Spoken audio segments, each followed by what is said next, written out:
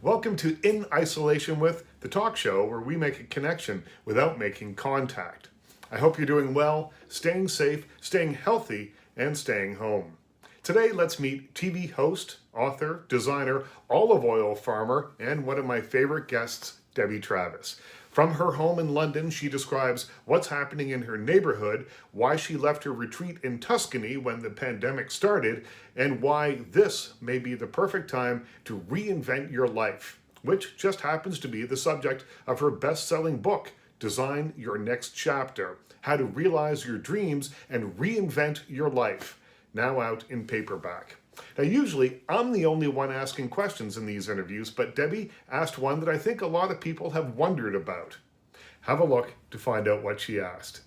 Here's Debbie Travis. Okay, so I'm in London in the UK. I have a house here, which I've had for a long time. And I was in Italy until God, I just can't remember anything anymore. I guess until the end of February. And when the lockdown was really kind of looming there, you know, when they were getting really, because it was the first country, wasn't it, after China, I decided if I was going to get sick, I didn't want to do it in Italy because of the language problems, because my Italian is atrocious. And so I got one of the last flights out, and I got to London. My husband was in Canada, and so we had to make a decision. Do we not see each other for a while? I don't know if that was a good thing. Or does he fly back? Yeah. So maybe changing my mind on that decision. But so he came back. So we are together here. Kids are all over the place. But so I'm in London, yeah. Are you finding, when you look out that window that I see behind you in London, we know that London has been particularly hard hit by this. Do you see people wearing face masks? Are they socially distancing? Are people following the rules to your estimation? You know, I think it's like everywhere. You know, we're human beings. And I think the most remarkable thing that's happened is how similar we all are. First of all, the weather here has been extraordinarily and unusually good. So we've had the hottest April and now into May, I think on record, which sounds great, but not when you can't go outside. Right. So what happens is the first thing they did was they locked all the parks because everybody was like, you know, to hell with this, let's just go and have a picnic. But we have a lot of green space. England or London has, I think, the largest green space of most cities. So we have what's called commons, and commons were originally common land for the common people. And in my area, which is southwest London, there's a lot of these commons. And of course, they can't lock those, they're not parks. So people are out, and I have to say, no, they're not. I wear a mask religiously, and people aren't. You know, I think unless they make it actually a law, they won't. There's a lot of people out with strollers, with their kids. There's a lot of joggers. Suddenly everybody's a jogger. What is all this about? There's more joggers than normal. And biking. And so, of course, we have what we call Boris bikes here, which are on virtually every street. So you can just pick them up. So everybody's on bikes. There's not much traffic, which is good.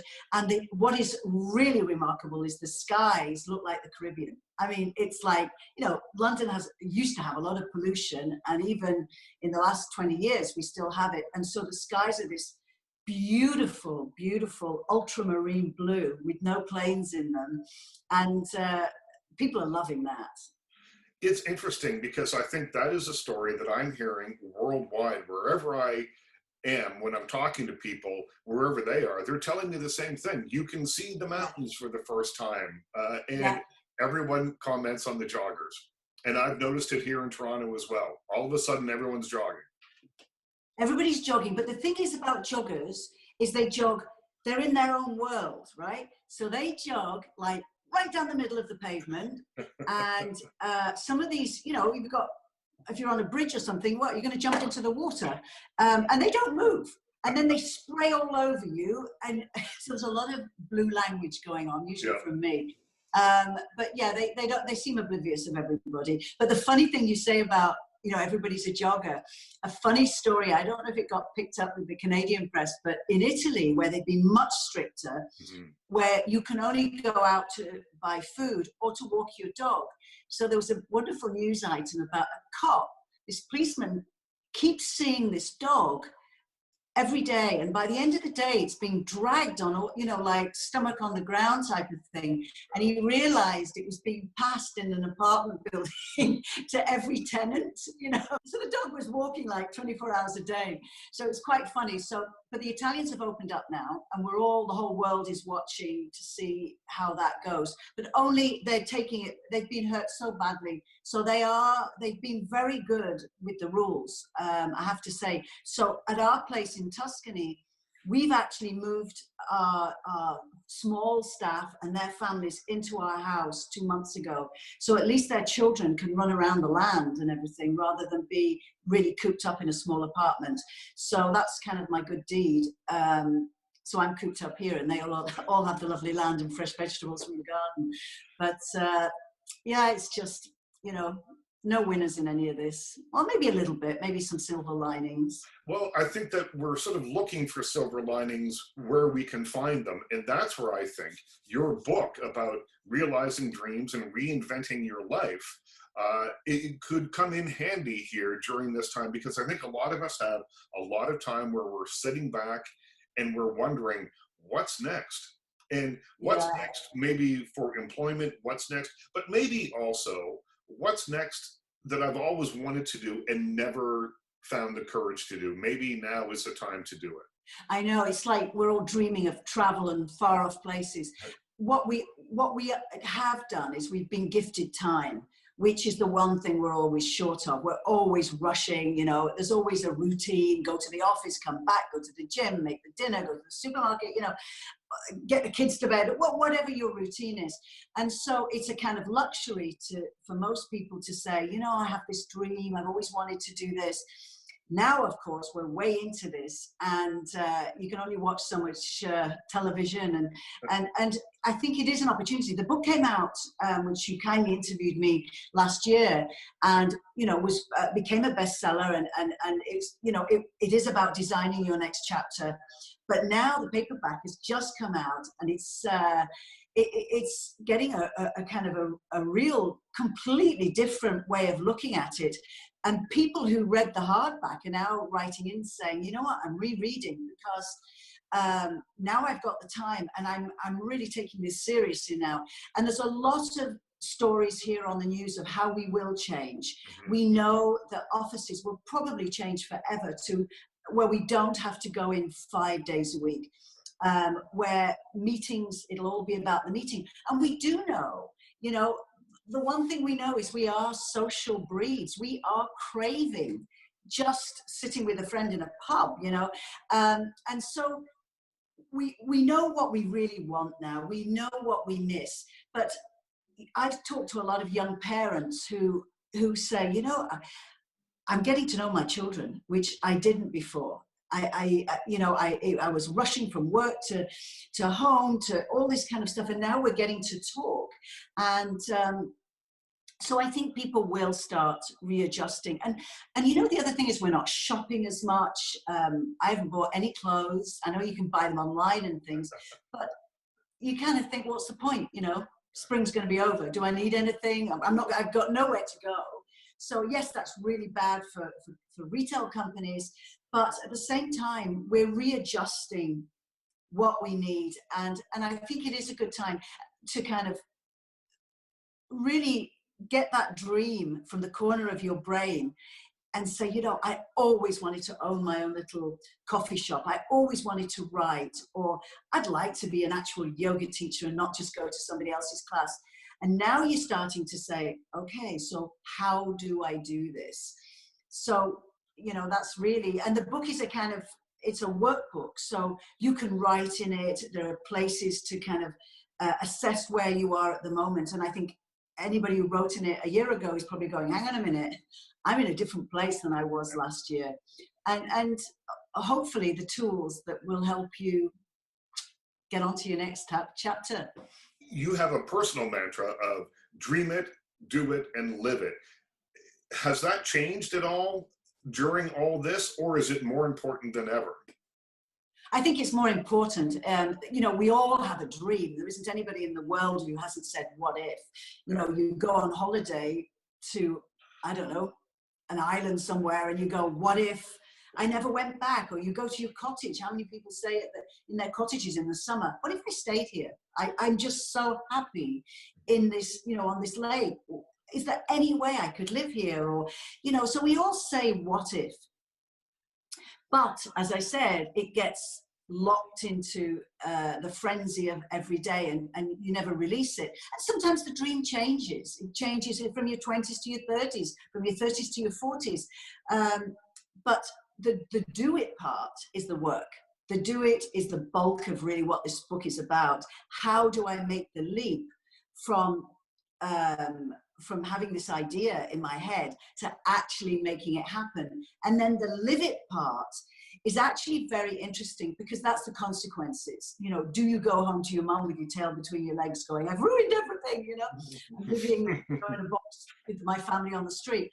And what's been very interesting, I interviewed many people for this book, and not one of them, people who had risen to the challenge, people who had followed through, and nobody said, I should never have done it. But they all said, it was never what I expected, all of them, including myself, you know, because I use my story of making this leap from the television business, which I was in for 25 years as a producer and a host and everything else I did, to having this, you know, I had this dream in my head for years. I would like to live in Tuscany. I mean, it was just there, always. In every meeting, I was like, oh, maybe I'll have olive trees. Maybe I'll have the, you know, it was a constant, got me through the day type of thing. And then, you know, something happened and I said, right, that's it. I'm going to make that leap. And, but it takes a lot of courage. So I used, you know, my blueprint to kind of help people, and then other people's. I tell a lot of other people's stories. How do you think that we find inspiration during a pandemic?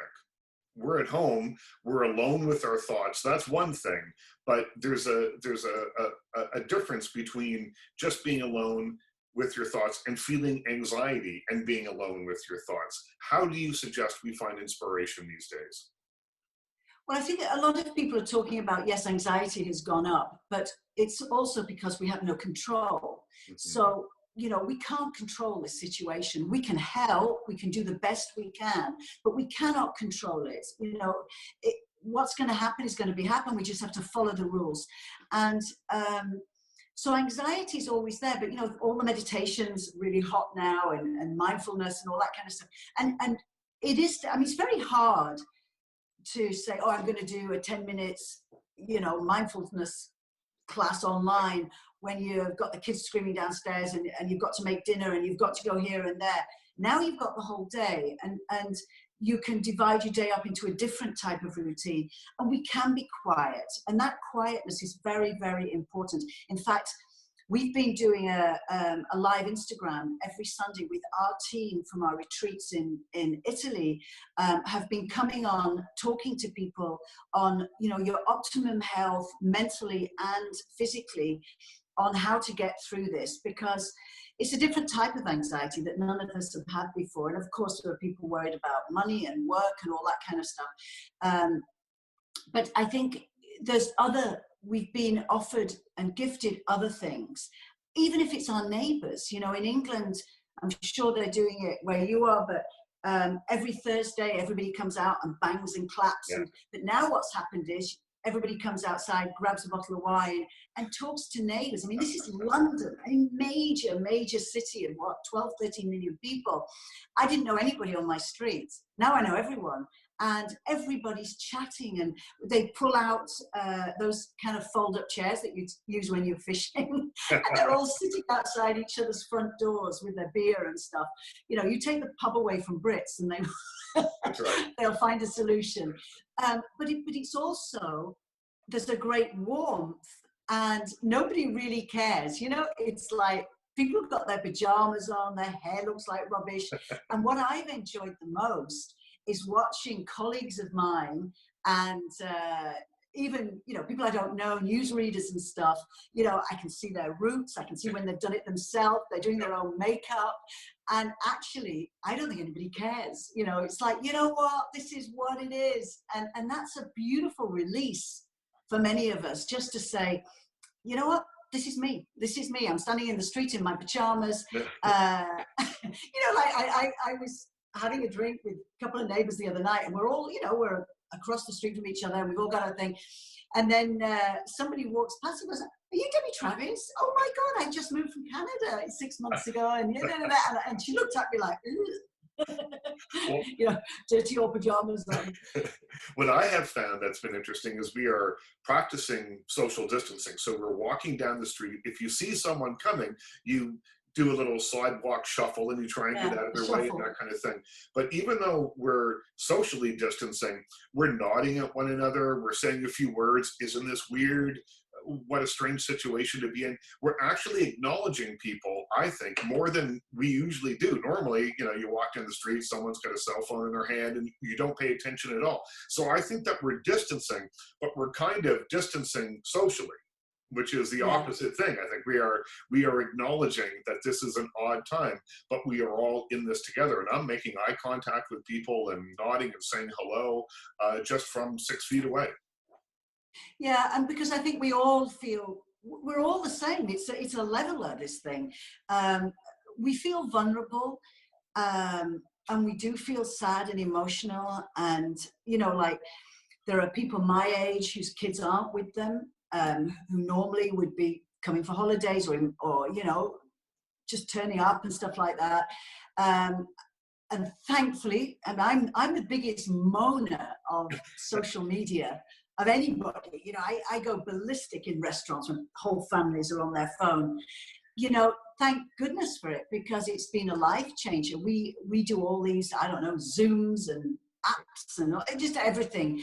And we're talking nearly every day. And I have one child in Africa who's a humanitarian, and when and he's got fairly good Wi-Fi, and we do quiz nights together. I've got one in Toronto, and we all just get together and we talk. And I'm finding, instead of, my kids always call to say, money, can I have some money, mum? Or what's for dinner? Or, it's either food or money anyway. But I'm finding now that I'm actually talking to them. We're talking about their careers, their jobs. We're talking at a different level, because they're not rushing off all the time, and I'm not rushing off all the time. And we've got time. And I'm sure everybody has. I've renewed friendships from around the world. It's been ballistic. People I went to school with when I was 5, saying, "Hey, you fancy a chat?" Yeah, because everybody knows you. If you say no, you've got nothing else to do. That's right. And I've loved that. Just curled up. I think the phone has come back. Mm-hmm. It's back in fashion. The other thing that I think has come back, which is amazing, is the cocktail. Because what did you normally do? You run in. I'd have opened the screw top wine before I even took my coat off. Now it's like we're back to the graduates in the 60s. Let's make a cocktail. Let's take our time. Let's enjoy it. Who made cocktails normally? And now, except at the weekend or at a party, but now we look forward to the end of the day of just making a drink together and sitting talking. And to me, that's been a big thing. I'm actually quite nervous about going back. When it's all over. Like Stockholm syndrome. I'm kind of comfy in my walls. I know how far I can go. Well, 2 things about that. I've learned how to make the world's greatest Bloody Mary. So that's come out of this. And I know it seems simple, but it has to be perfect. I've learned that I've got that down. I also make a mean Negroni if we're talking about cocktails. So those things. But I agree with you. I think once this is all over, people here have been saying, "Oh, well, there will be a new normal. Everything will be different." And I'm not sure that that's true. I think that people will fall back into old habits relatively quickly. Now, we may be wearing masks when we do some of those things that we used to do, go to concerts or whatever. It might be a little different, but I still think people will fall in.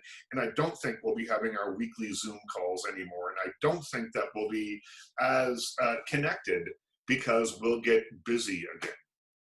I think that's right, but I think again, if there's a new busy, and maybe we'll remember the good side of these times. And I mean, I don't think I've been married over 30 years, and I don't think I can remember when I spent this much 24 hours a day with this person. I haven't killed him yet, but we've actually quite enjoyed it, you know. And you know, I've had quite a lot of work to do. I can write from here. I can, you know, I can do stuff from the house.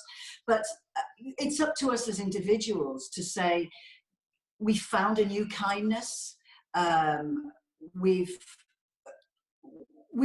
maybe we have changed a little bit. I mean, they're already talking in Europe now about the effect of the environment in this short time, and how we kickstart some of the programs that were, you know, straggling about, you know, the climate change, and how we can, you know, people are saying, I'm not going to fly as much.